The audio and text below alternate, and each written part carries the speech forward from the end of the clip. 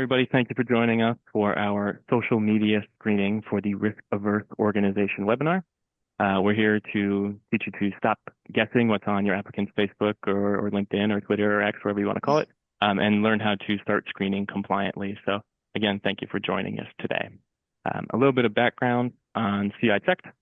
We are a certified women-owned licensed private investigative agency that specializes in pre-employment background investigations. So we were founded in 2004. So we've been doing this for just over 20 years. We've completed over 500,000 and counting background checks this year. And we answered just about 98% of all of our incoming calls last year. There's still 2 weeks left, as I'm sure all you know, which is crazy. 2 weeks left in 2025. So that number's still trending in the right direction, but I haven't made it final just yet. And for those of you who are on the call who helped us achieve our HRO Today Baker's Dozen employee screening ranking the last 2 years, just wanted to say we really appreciate you taking some time to share your review and your experience with that team and help us get that award. So enough about the company, a little bit about your speakers today. The person who's been talking your ear off so far and who will for a little bit of this presentation is myself. My name's Alex. I am the Marketing Communications Coordinator here at CI. Been here for just about 4.5 years, and I'll act as our host and moderator today. For those of you who have a little investigator in you, you'll notice we have a different Michelle on our speaker panel today than all of the emails and content that I've sent out. Michelle Pyan is the president of CI Checked, but unfortunately she's feeling a little bit under the weather, so she wasn't able to make it today. Luckily, we have Michelle Nichols, also employed here, so she stepped up to the plate and will be joining us today. So I'll let them introduce themselves, and Jamie, why don't you go ahead and introduce yourself here for everybody. My name's Jamie Francos. I have been in the social media screening world for about 10 years and in the SaaS world for about 25 years. Although, do we really need to put that on the screen? I'm sorry, it was in your bio. I don't know. I mean, come on, it's Christmas.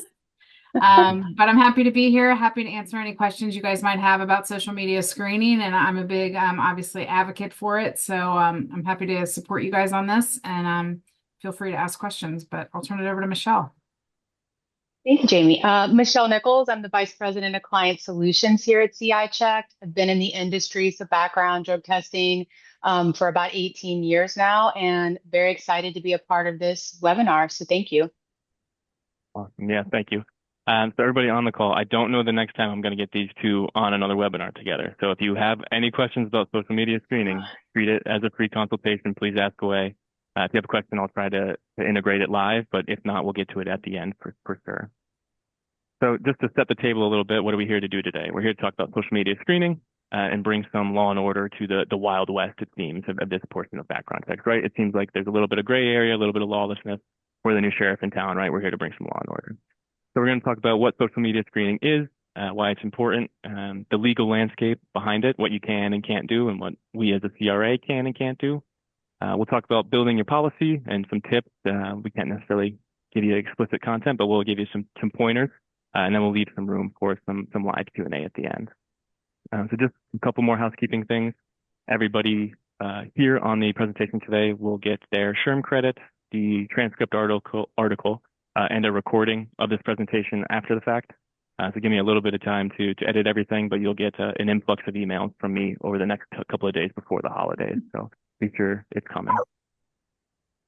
And before we move on, I do have a couple of polls for everybody today. So I'm a marketer. I love to gauge the room and see everybody's polls. So this one is just kind of a general question. I'm going to launch it here. So I'm asking, have you ever Googled a candidate before making a hire? Okay, this is anonymous, so I'm not like outing you. I'm not going to report you to your supervisor or anything along those lines. I just want to know at a very high level, is Googling going on? And obviously, you know, those first couple of links are probably going to be a person's social media, so they kind of go hand in hand. So I just want to know, what are we thinking? What's the temperature of the room? And I'll leave it up here for another 30 seconds or so. But it's starting to look like what I anticipated, which is a good thing. We have 20 people voted, so it's pretty close. So I'll give it another 5 seconds and we'll close it here. And I will share the results with everybody. So, interesting dynamic. Yes, so 85% of you said that you have Googled a candidate before making a hire, which is around what we've seen in our studies. And that's okay. We're here to talk about how to do it compliantly. I'm going to change your process a little bit to still get the insights that Google search gets you without opening you up to that liability. So Jamie or Michelle, any thoughts on this poll right here? Any? I'm going to call bluff on the 15%. Okay, we'll take it. Well, hopefully not. But let me see here. That here. Let me stop there. Okay. So we're going to start with the legal landscape, and what everybody's kind of worried about is exposing themselves to liability, being sued for something that they shouldn't be doing. So Michelle Nichols, I'm going to bring you in to start. Can you kind of set the background for everybody in our call here on what consumer reporting agencies like CRAs, can do with background checks, what we're allowed to do, who governs that, and then maybe drill down a little bit into the social media screening portion of it at a high level? Yeah. So I think for CRAs, we're here with the background screening process for the employment. Really governing bodies are going to be the FCRA and any state legislation or regulations that we are trained and continually train on ensuring that we are applying. So you have background screening reports that you can utilize to make proper hiring decisions. I think that's the gist, Alex, unless you wanted me to dig in a little bit further, but that's the high level. We could have a whole other webinar on the background screening, which I would very much look forward to. But as far as, social media goes, one of the biggest misunderstandings that I've seen around social media is compliance, and ensuring that the laws, the rules, the regulations are applied to social media when using that in a hiring decision. And it can be very, very challenging to remain compliant when you or someone in your organization is doing informal social media or Google searches. And it's legally dangerous, right? You're opening yourself up to potential lawsuits when these regulations aren't applied. And so I think Career Builder has a very interesting, which kind of sort of goes in line with oddly enough, the numbers kind of apply to what we just did here with your poll. But 73% of employers have admitted to checking a candidate's social media informally, but only 15% have compliant policies in place. And I think that goes back to what we were just kind of talking about with ensuring that rules, laws, regulations are in place, and why it's so important to also have a social media policy that is in place when you're making hiring decisions. Yeah, absolutely. Thank you for that. And we'll talk about building your policy a little bit later as we move through here. So you mentioned the FCRA. I mean, I do, I'm a marketing guy, but I do a little bit of sales too. So when I call places and they're doing informal social media screening, they kind of come back and say, hey, well, we're not using a third party, so FCRA doesn't necessarily apply. They kind of push back on those lines. I know what I say to them, but for the people on the call today, what would you say, and why that logic might be a little bit flawed, and why you wouldn't want to necessarily keep doing it that way? That's a good question. Technically, when you are doing informal searches, that's not considered a consumer report. So let me take a little bit of a step back when we say, the FCRA. So the Federal or the Fair Credit Reporting Act was written in 1970, right? Way before Facebook, way before Twitter was X, MySpace. I apologize for anybody that might have given a little anxiety to, for those that remember in the top 8 and the hold that had on a lot of people. But it was written way before then. But the FTC has made it very clear that social media screening conducted by background check companies, falls under the FCRA. And what does that mean, right? That means that when you have your social media screening as part of your background check, FCRA rules apply. So you have to ensure that the applicant was given a disclosure, right, that states that background screening is going to be performed um, and that includes social media. Then you have I saw that note pop up. Then you have to make sure that you have written authorization, and then adverse action potentially applies if you're going to be making an adverse hiring decision. So when a CRA or when a CI checked or any other applicable background screening company is performing these services for you, these rules apply, and we're ensuring that we are following the FCRA and that we're keeping you and your organization compliant.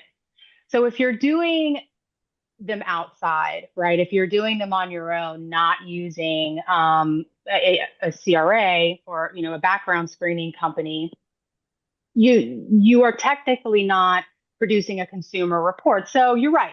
The FCRA, a lot of that doesn't apply there. But there's so many rules and laws and regulations that you may be missing, and that could potentially set you up for a lawsuit. So Title VII discrimination claims, ADA violations, different state employment laws. You want to make sure, and it's very, very challenging for one person, right, to remember all of these different rules and regulations and ensure that you're applying that to the information that you're finding from, let's say, a Facebook page or, something that you may have found on X. That's what we're here for. So again, if you're going through one of those and you're scrolling and you see somebody's pregnant or they're in a same-sex relationship or they have a disability of some kind or they have a certain religion or political affiliation, it's human nature sometimes to implement your own personal feelings about that, and you could potentially not hire that person based on the information that you found, and now you've just created a discrimination lawsuit, right? So although doing it yourself seems like, oh, well, then I don't, the FCRA is not applying, I'm not having to deal with all of that, you're actually creating more liability for yourself. And you're also, It might Michelle, not if be. I can jump in, you're also, Please. the biggest thing that you touched on is that from a perception standpoint, is what you're also doing is you're creating a bias. And so that bias that you were implementing, because let's be real, we're human, we see things, we have our own opinions and judgments. But creating that bias is really setting you up to, from a legal standpoint, not in a good way, right? So having a third-party vendor so that you can have a consistent process and take that bias out and not actually have that on the shoulders of your hiring managers is actually a good thing. Definitely. Thank you, Tammy. We're kind of moving away from the FCRA portion there, but you're moving into a lot of other legal gray areas that as a CRA, we can't comment on, but you're opening yourself up to a lot more liability than you really need to there. So, Jamie, that's a great point. So if you're doing it compliantly through a third party, you're avoiding that hiring manager problem. But some of those other legal gray areas that we talked about have to do with this protected class information that you're almost always going to see that you talked about as biases. So can you talk a little bit about what protected class information is and maybe some of the more common types that are on social media profiles almost everywhere? Is that for me or Michelle? That was for you if you wanted to start, sorry. but either one, really, it's really up to you. Yeah, so for social media background checks, obviously you need to, for pre-employment statuses, you always are following FCRA compliance rules. And so what that means for social media is from a public post standpoint, we are only looking at public posts. You're never asking anybody for a username or a password of their social media platforms. Every social media platform, the individual user of that platform still can make their own privacy settings their own. But if they are public accounts, then you can obviously scan those social media posts. For FCRA compliances, you only go back for 7 years of public posts. So we're not going back any further than that. But we are, I think everyone needs to understand it's public posts. So we are not looking at anything private. We're not asking anybody for a password. And then you also can go even steps further within the reports and do things like redact images if you needed to.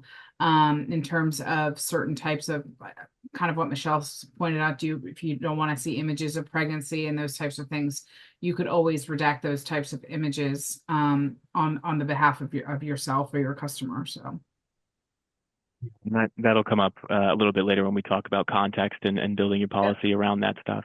I missed a chat here. Ilias, I hope I'm saying that right. We do work with LinkedIn, and we will talk about the platforms a little bit later. So we will get there, but great question to start off with us there. So Michelle Nichols, I'm going to bring you back in again because a lot of our clients are in New York, and they know better that New York isn't that simple. It's not that easy. There's always something else. So besides the FCRA and some of the federal stuff that you have to be mindful of, are there any other state-specific concerns that employers in New York or California or Illinois or Texas or anything else might have to be wary of when they do social media searching? Sure, and those are two, two or three, but really two great examples of things to be aware of. So New York has the New York labor law, right? And this is a big one that seems to slip by a lot. And it's essentially it protects employees off-duty lawful recreational activities and political activities. So this generally means that you can't refuse to hire someone in New York because they smoke off duty or there's pictures of them drinking alcohol, or they have political opinions that you dislike. So as long as these activities are lawful and off duty, then you would not be able to make an adverse hiring decision. Now, California is just as interesting. The coast to coast, the two states, right, that tend to be challenging in all aspects of rules and regulations. But California is even more stringent, even more protective. So they have their California Labor Code, which also protects off-duty conduct and behavior and prohibits employers from interfering with political activities. So on top of that, you also have all of the state-specific cannabis protections. You've got state biometric privacy laws. So if you're using facial recognition for identity verification, social media password laws, it's all kind of a web and it's intertwined. And this is why, again, it's so important to have trained investigators like Jamie, right? CI check to make sure that we're reviewing and applying this type of information to the social media screens before it's delivered to you. Yeah, absolutely. And again, it's that moving away from FCRA into a little bit more legally dubious areas that can get you in a little bit more trouble. Right. So before we move on to the next section, I do have another poll for everybody. Let me find it. This one here, I'm going to ask, what is your organization's biggest concern about implementing social media screening? So is that legal liability, just like cost and manpower, lack of consistency in hiring decisions, or are we just not concerned with social media at all? Which I don't expect too many people to be there if you're on this presentation, but maybe you're just looking for an hour to hang out with us because we're fun people. I'll let it go for a little bit longer. We have some really good engagement here with these polls. Usually, sometimes they take a while, and you're kind of like singing the Jeopardy song, and it's really awkward, and then you gotta wait like a minute. But these have been very good, so I'll leave it open for another 5 seconds here, and then we'll share the results. All right. So I think again what we expected, the legal liabilities number one, and cost and resources are second. So. There's some good stories we have a little bit later about social media screening cost and time and resources and along those lines, but that legal liability is never really going to go away there. So any insights, Jamie or Michelle, any thoughts on this one? I'm not surprised at all by the answers, but I think that, and I will say it till I'm blue in the face, but legal liability, I understand the people are kind of nervous about it. But again, we're looking at public post. FTC ruled in 2011 that social media screening was 100% legal, assuming you're looking at public post. The other thing is, and that leads me to why you should also have a third party doing it, because if you're doing it on your own and say you're friends with someone, but their account is private, you can't base that information on a hiring decision just because you're friends with them on, say, Facebook or Instagram. So again, if you had a third party, they have to, by law, follow all the legal restraints that are implemented with FCRA, as well as FTC and other compliance issues related. So to me, the legal liability as being the number one on this poll is also the number one reason why you should be doing social media screening through a third party. Thank you. Thank you. Stop sharing here. So that kind of segues perfectly into our next section. So Jamie, I'll bring you back because you're the one that sees a lot of these reports. You're doing it every day. You get an understanding of what's out there. We've established kind of how to legally screen compliantly, but what exactly are we looking for? Because if I'm in HR, aren't I worried about everything? Can I kind of nitpick every little post going back as far back as I can and spend all day doing that? So is there a way to kind of optimize what we're looking for? Yep. So it's kind of a combo answer, but again, going back to FCRA, we're only looking back for 7 years of public post. Now, as an organization, you could also say maybe you only care about, say, the last 3 years. You could also implement that as well. 7 years, obviously, for FCRA is the max. Outside of FCRA parameters, you can extend that, but for FCRA purposes, 7 years. In terms of what we're looking at, there's behavioral classifiers that are built into the platform, anything from things like profanity, self-harm, threats, politics. But you also have the ability to add in specific keywords too if your organization is looking for very specific things that may pertain to only your organizations. Examples of that could be even the name of your organization. If you're looking to hire, a Jamie out there and I'm out there saying, I hate ABC company. Well, that's not going to normally get picked up. It might get picked up for disparaging, but if you had the name of the company in there, obviously that would be an exact match. So really to answer your question, Alex, it's a combo of what exactly are you looking for from your standpoint? We obviously provide you kind of a guideline in what we think that you should be looking at, but you do have some flexibility there. Great, great. Yeah, and you gave a really good example in our pre-call that stuck with me for whatever reason. But you mentioned this kind of the weekend drinking post, and somebody enjoys a glass of wine with a movie, whatever, not a big deal, right? But if that person's applying to be a staff member at AA, that's probably not a great fit. A criminal background check might not show that, but screening social media compliantly will give you those insights without exposing yourself to that liability. So it's going to Michelle look at the character of the individual outside of what's on the resume. Yeah. Yep. Exactly. Really give the full picture to who you're hiring and if they're going to be a good fit. So, Michelle Nichols, anything to add on this section here? No, she was touching base. I know we've got a little bit further down some other things that'll relate back to that. Yeah, definitely. So, I have another poll here, another break in our action. And I'll launch this one. Sarah, I'm going to ask, which of these scenarios would you consider a red flag that could impact your hiring decisions? Would a post about alcohol, a post about political opinions, or a post about current employer have an effect on your hiring decisions, or do all of them depend based on your screening standards?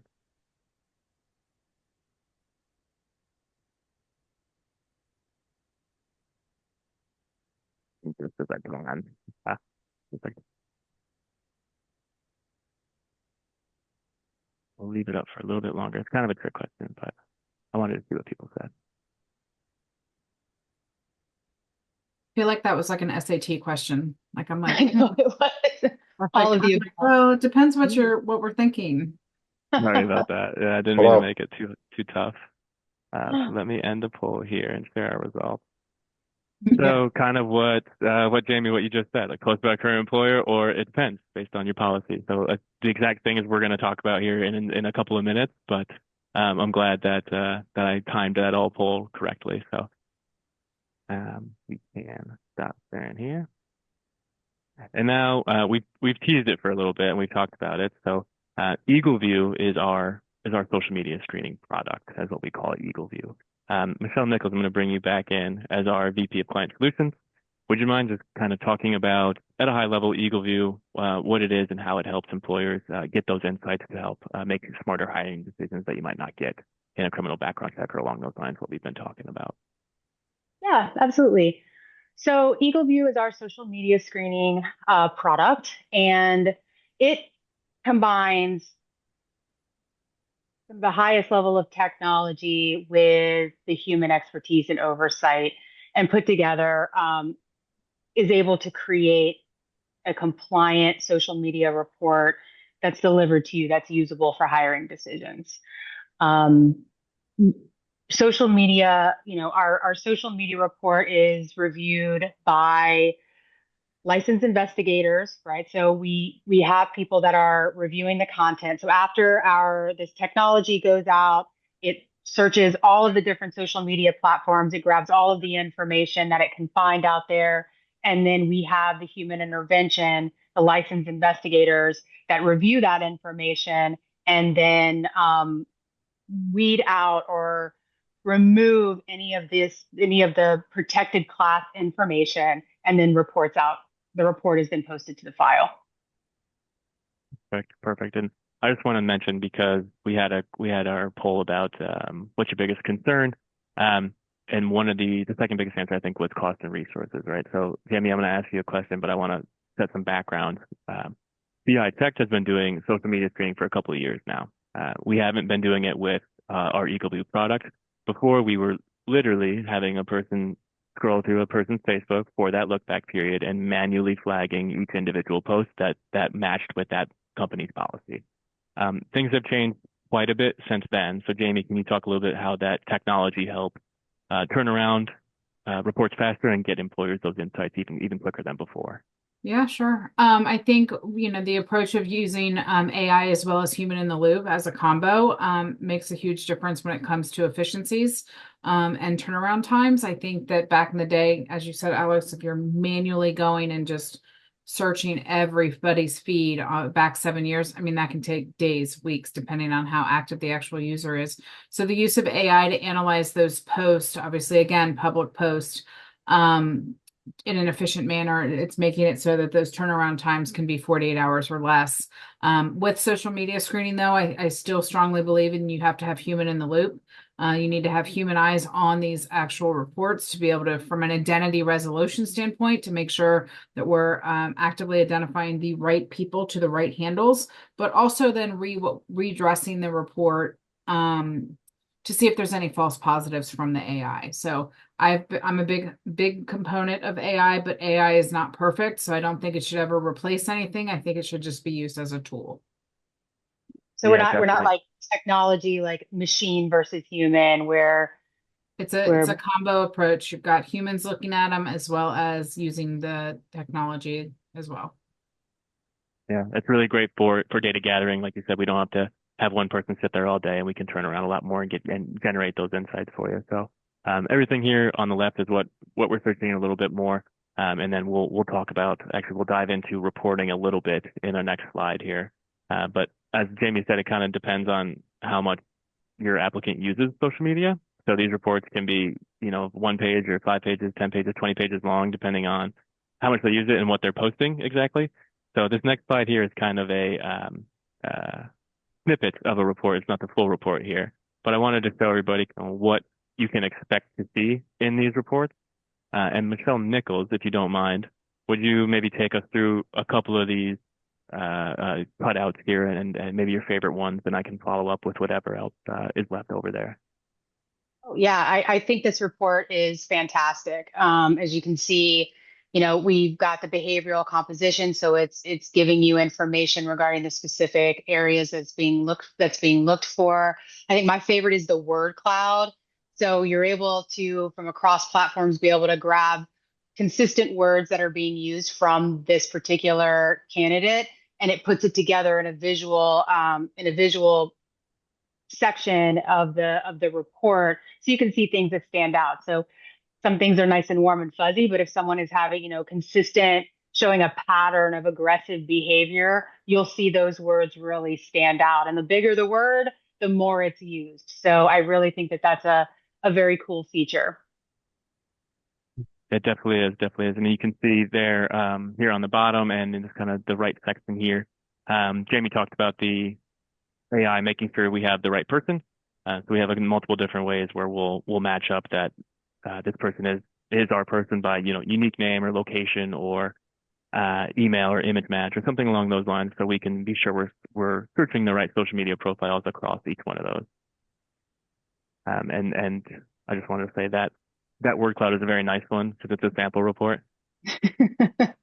bad words or negative connotation words show up in red or black. So you can let your imagination run wild on what some of Mm. these reports show up. But yeah, they can get as bad as you're thinking, I'm sure. So um, Jamie, Michelle mentioned the behavioral composition, and you can see there's like, I don't know, I think there's 13 different risk 13 of classifications them, yeah. there. Yeah. So can you go through a couple of them with us and maybe some that industry specific employers need to be aware of or that come up more often than some others in your experience? Yeah, again, it depends on obviously the candidates. The biggest thing is the reality is you don't want any flag posts, right? Like you don't want a report that shows all of this because then that means there's something going on. So it's okay if you do social media reports and nothing comes back. That's not a bad thing. But as far as kind of what's industry standard, it's kind of runs the gamut. But I would say the most that gets flagged the most is probably going to be things in the political component as well as profanity. When it comes to social media posts, I think, especially over the last couple of years, you have found that people's political views, whatever side they are on, they seem to post quite a bit on that. And then as well as profanity words. So also take note that when we're looking at social media posts, we're not just looking at the original post, we're also looking at their likes, their shares, their reposts. So even if you didn't exactly say a cuss word, but you reshared someone's post on your feed, that would get flagged as well. So to answer your question, the question is kind of a broad answer, and I know that I'm giving a broad answer, but I would say of the 13 of them, the most common outside of specific keywords that are client focused are going to be profanity and politics. And that makes sense. That makes sense. And again, this isn't to scare anybody in our audience that we're, Big Brother watching over. This is to, again, make sure you have the right person and the right job and the right fit and all that along those lines. So Well, I know, Jamie, in one thing that I've seen in the reports that I think is also pretty relevant is the screenshots that are captured and added into the reports. What is, in your opinion, um, the relevance of that? Like, why is that important? Meaning the images. Yep. Yeah, so we're looking at the social media text, the text in the post, any images as well as thumbnails and text overlays as well, and why that is relevant because just because the social media post may not have a caption or may not have any text, the image can tell the story as well. So the system in terms of picking up, for example, a picture of a marijuana leaf on your t-shirt, that's going to get flagged for drugs, right? Like, so is the context of that they're doing drugs? No, not necessarily, but they are obviously showing an image that has that type of paraphernalia, as well as things like weapons, any type of drug use, for example, or even gory images. yeah, that's great. And we all know how easy it is to delete something once it's posted too. So once we get that, it's kind of like a self clean slate almost. You want to be sure you can prove that they really did post it at that time. So that's great. Thank you, Michelle and Jamie. So Michelle, you kind of walked us through the legal framework already, but everybody on the call today, they might love social media screening. They might be, yeah, absolutely, but they might have some internal team pushback from internal stakeholders, finance, IT, whatever it is. So when we're helping our clients, sell the product to their team, do we have any tips or any pointers to kind of get them along the lines or get them across the line with internal stakeholders? And that could be for either of you, I guess, if you both have experience doing it. So whoever's first. I think one of the biggest things that, sometimes compliance is hard to sell, right? We get it. We understand that there's legal liability. But I think sometimes it's just the burden, right? The burden of having to conduct those searches yourself, finding all the different platforms. I mean, just the time it takes, right? Off of, the time it takes off of your shoulders or off of your team's shoulders to search what does this person have? Like what, because not everybody has everything. And so you're throwing this wide net out there and it can really be time consuming to not only find searching their name, searching their, maybe they're using like a nickname on their accounts, trying to reach out there and find all of that and then going through it and then deciding what is and is not relevant and then having to apply the legal standpoint. I mean, I think taking that time burden off of your team is a big selling point. Great. Thank you. Yes, it is. Sorry. And I had You another want me to take question the here. next one, Alex? Finance. Yeah, sure. Go for it. Yeah, absolutely. I get this question all the time. What is the ROI? So the ROI is this. Do you want to be proactive or reactive? The reality is if you're going to just be reactive, you're going to spend way more money trying to figure out what just went wrong than if you were just proactive from the beginning. I think when you look at social media screening, look at your organization as a whole. If you have roles, for example, that are forward facing, teachers, coaches, anybody that's dealing with a vulnerable population, you absolutely should be doing social media screening. I will emphasize on schools because I see it all the time. Parents will find things out about administration, about teachers on their social media platforms. Because if you don't think parents aren't looking at those teachers' social media platforms, you're crazy. And they will find something, and all it takes is for them to call the school, call the superintendent, and say, why wasn't this screened? And so it should not be whether or not what's the ROI. It should be part of your budget line items. And it should be, you should be looking at it more from the perception of a proactive mode to make sure that we're getting a complete overview of the candidate that we're looking at in general. Yeah, yeah, that's a great answer. And kind of going in line with that is I've had some pushback from clients as well, where they say, well, we don't want to dive in right away. So we get this pushback from finance, and maybe there's a way to start with just those or customer facing roles that you said, or just the leadership team. So in your experience, is there have other clients or other employers in general done that kind of position based screening in the past to get started at least? Yeah, absolutely. I mean, again, if you're working with a vulnerable population, whether that's people with disabilities, kids, you name it, if you wanted to do people that are more forward facing. But I will say, for example, with schools, and I think I've told you guys this one on one, is that, for example, in the UK, they've implemented in the school systems there that anybody from the janitor to the head of school needs to have a social media screen. Why? Because they are interjected into the school system. They're forward facing. They're with kids. They're with teachers. They're with the public, and all it takes is one mishap. And so, in my experience, yes, I've had some, if we want to harp on schools a little bit, we've had some that will just say, we'll just do teachers and we won't do secondary staff or whatnot, or we'll do anybody like coaches is a big one, for example, anybody that's obviously dealing with the children one-on-one, right? Whether it's from K through 12 or even the higher ed schools. So yes, you can absolutely do it, but I would honestly say, and I'm not just saying this, is that but if they do start off that way, they're going to then take the next approach, and then they're going to just screen everybody. Yeah, that's what been my experience as well. But it's a great way to get started and get the kind of understanding, get your first reports, get a feel for what the insights are going to give to you to get started there. So that's great. Thank you And also for that too in insight higher there. ed, you think about it, because you have to remember we're doing the 7 social media platforms, but we're also picking up web and news. So especially when it comes to higher ed, when you've got a little bit more high profile professors, for example, they're going to have news articles out there, and what are they saying about them? So you should Yeah, take that into consideration as well. yeah, yeah. It's not necessarily just social media. We will capture that extra anything else posted there that links to other places as well. So that's great. Um, Michelle Nichols, I feel like in my experience, sometimes candidates themselves will give pushback when they hear about social media screening maybe sprung on them in the background check process. Is there a way to kind of limit that and be really clear with candidates aside from the typical, disclosure, authorization, and consent that you have to give when you do a criminal background check, for example? Yeah, I mean, I think, ensuring that some of this information, I mean, being as transparent as possible, making sure that you're communicating that this is something that's also part of the background screening process, and ensuring that candidates are comfortable and open, and that explaining that social media, again, being so widely used at this time, it's not necessarily something that we've experienced that candidates are necessarily caught off guard that this is something that they're going to be running. But I just think being very upfront, posting it maybe on the careers page, and just being transparent about this being part of the process.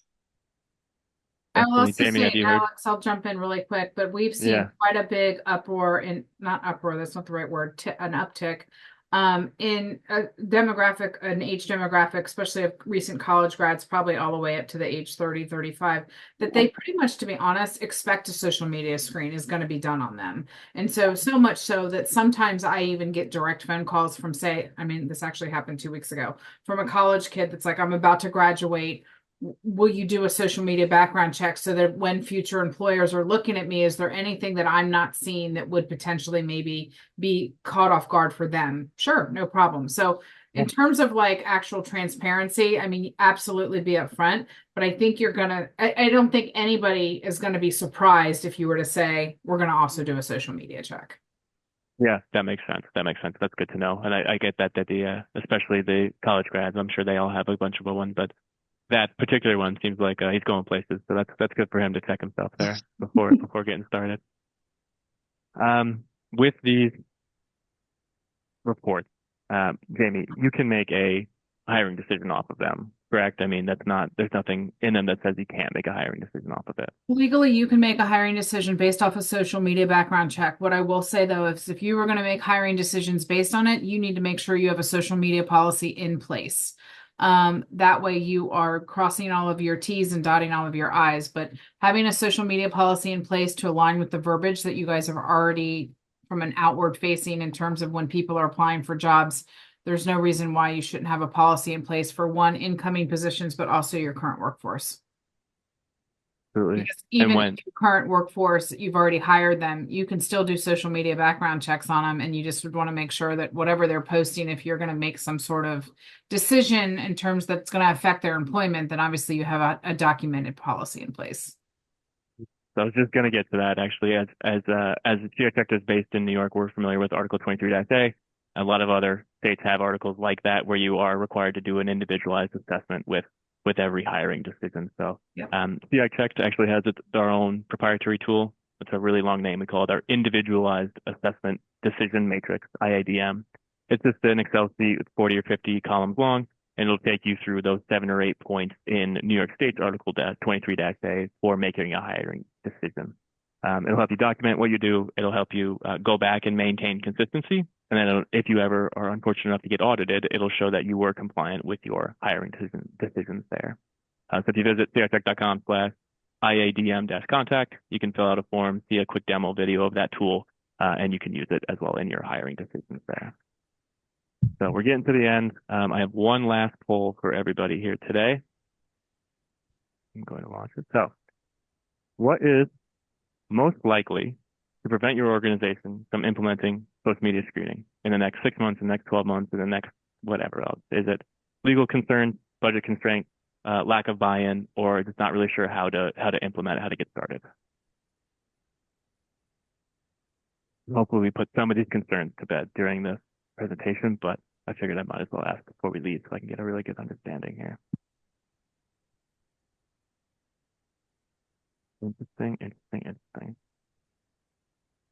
Pretty good engagement on this one. I'll leave it open for a couple more seconds here. Oh, one last vote. Oh, two more. Okay, let me end it here. So budget constraints were the leader by far here. So I think, maybe reach out to us and have a conversation about social media screening. It used to be a little bit more expensive, as it used to take a lot longer with our manual ways. But I think you might be surprised at some of the advancements social media screening has come up with lately. So let me stop sharing this. Thanks, Tom. And as we wrap up here, I just want to kind of get to what we call the bottom line, right? So 3 key takeaways from this presentation, if you remember absolutely nothing else, is that the first off, the most important thing is the risk isn't screening. It's not screening compliantly. So as we saw earlier, I think it was something like 80% of us are already doing Google searches. We can still get those insights, but we want to do it compliantly with a third party and make sure we're protecting ourselves from liability. Secondly, context matters more than content. So Jamie harped on it over and over again about building your policy and making it really specific to what you want to search for, and then making your decision based on that, based on your individual criteria there. And again, implementation is easier than you think. it seems like we have a little bit of trepidation about getting started in this group here today. So I just want everybody to know that I think you'll be pleasantly surprised by how quickly we can get started social media screening with you. So with that, I am going to open up the floor to some Q&A. So thank you again, Michelle and Jamie. And I do have a couple of questions in our chat here. So again, I don't know next time this is going to happen, folks. Take advantage of it. If you have a social media screening question, please ask. But the first one comes from Tammy. She was asking, when you're talking about setting your company up for a lawsuit, is this because you went and did a search after the interview or prior to the interview?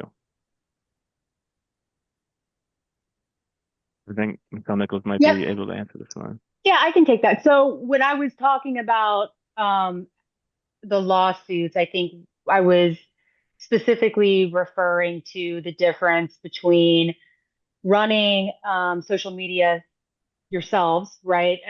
Informally outside of the background check process through an investigative service or like a CRA, like CI checked, and being aware of all of the different types of all the things that we went through, right? Your state specific laws and regulations, and then the federal laws and regulations, and all of that you have to remember.